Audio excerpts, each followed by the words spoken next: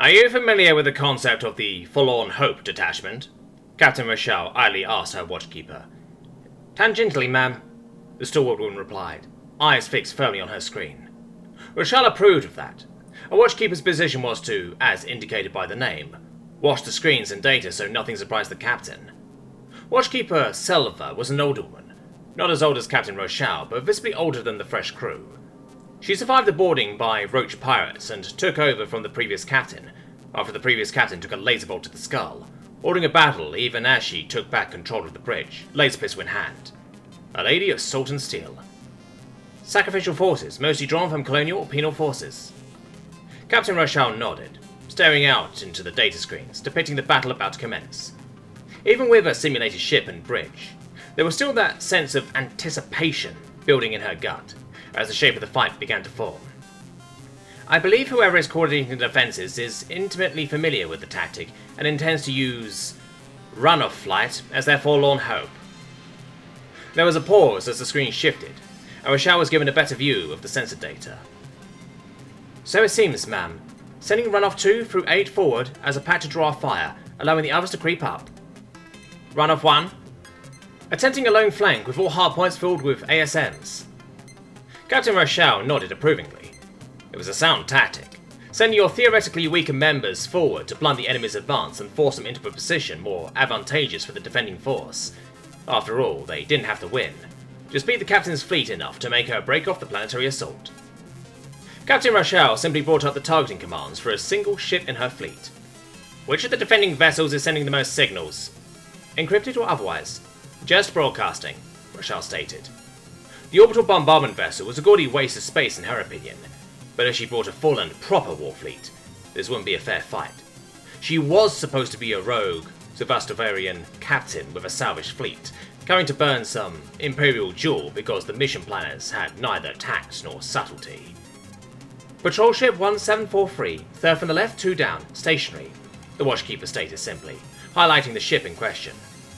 And they decided to have the command ship remain stationary? Captain Yrrol shook her head. At least patrol ship 3498 is moving. Run-off flight's patrol ship. Is it? Interesting, the captain muttered, bringing up targeting data. Gunnery, orders are to come. The practical exam began with a rush to the simulator pods. Each pod was set up in the ship's hangar bay, attached to the frame of an interceptor. This wasn't just a way to delay, but a test of the pilot's abilities to perform a crash deployment. The floor beneath their feet shook as the patrol ships jumped into the system, throwing one cadet onto a RAS and another into a wall, but Milk and Cookie had gone their sea legs back ages ago. They stood firm and sprinted down towards their interceptor.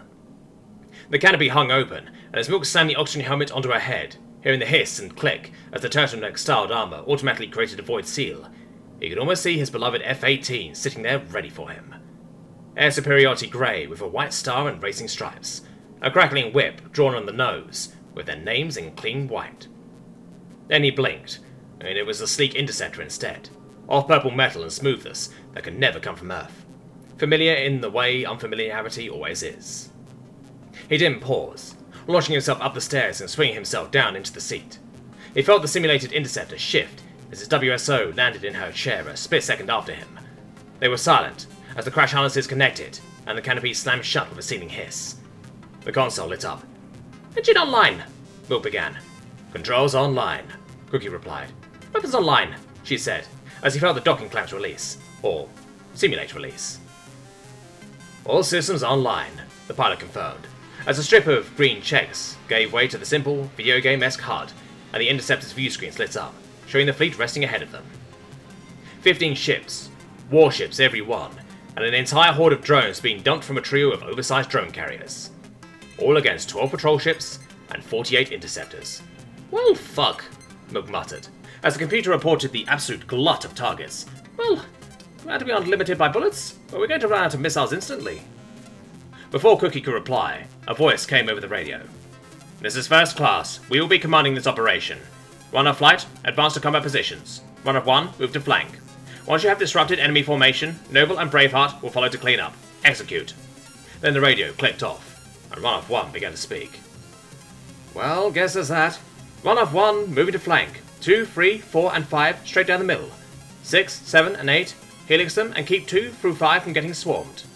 The de facto leader of their flight, a Shilvanti woman neither pilot nor WSO really got to know, muttered over a hot mic, "Not that we'll end up doing much." It was at that moment when the massive ship, roughly the size of the average space station, began to turn, and every sensor in the interceptor noticed an energy build-up. "First actual, we're reading an energy build-up on the bombardment vessel. Recommend evasive maneuvers." "What are you talking about? They have a screen of drones in the way. They won't dare fight with their own troops. Advance and use their inability to shoot to your advantage." It was at that point the graduating class was devastatingly reminded that they were fighting Captain Yrrol.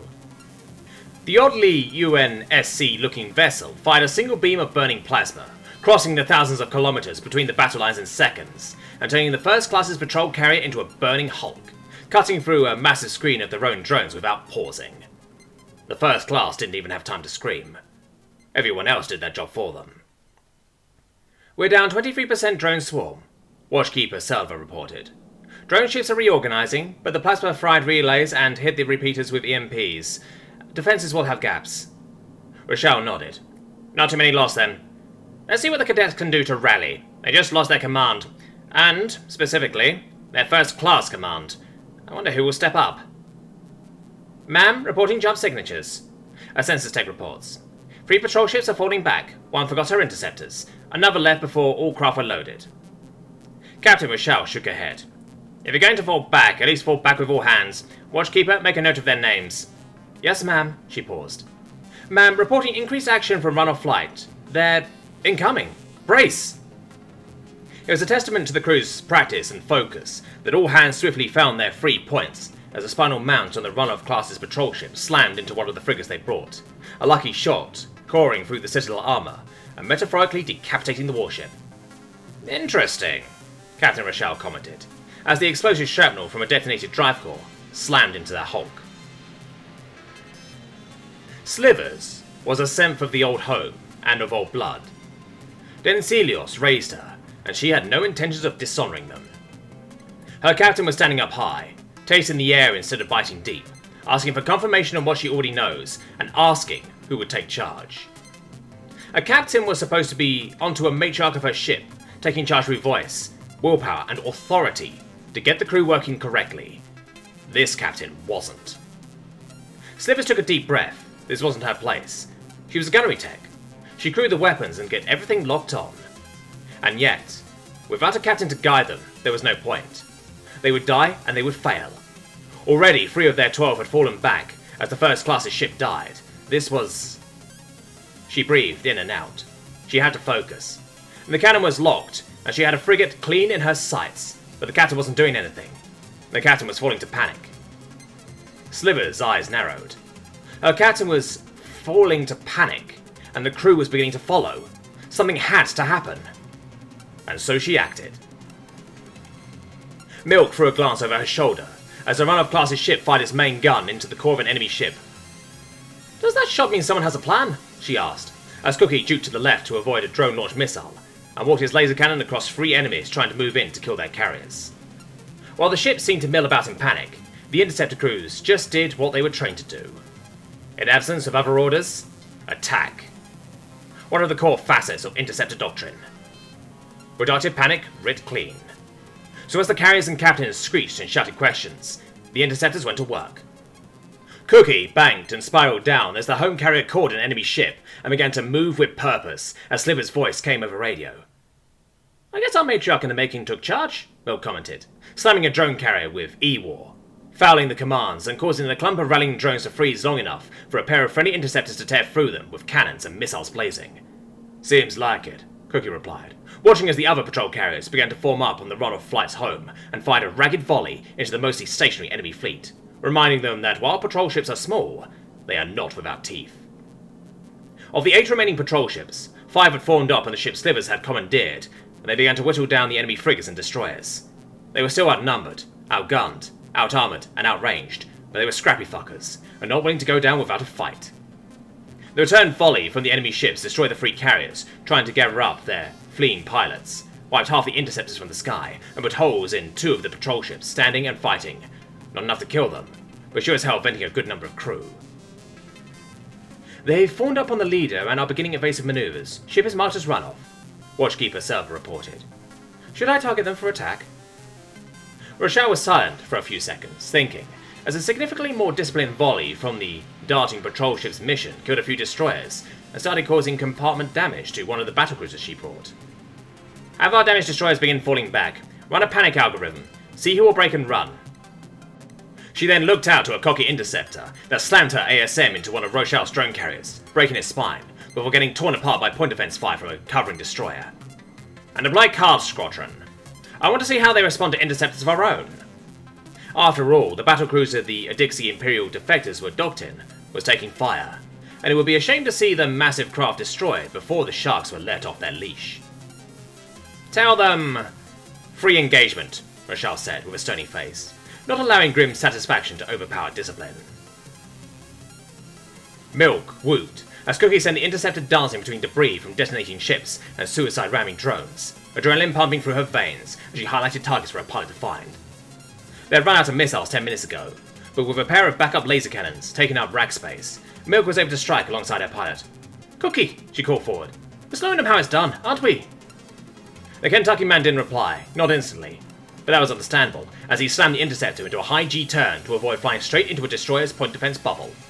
Sure are, Milk continued, answering her own question. We're kicking ass and taking names. What's the count? Rochelle's got that big old gunship, 2 battlecruisers and the destroyer we nearly judged left. We've got, what, 4 patrol ships left? Fair fight, right?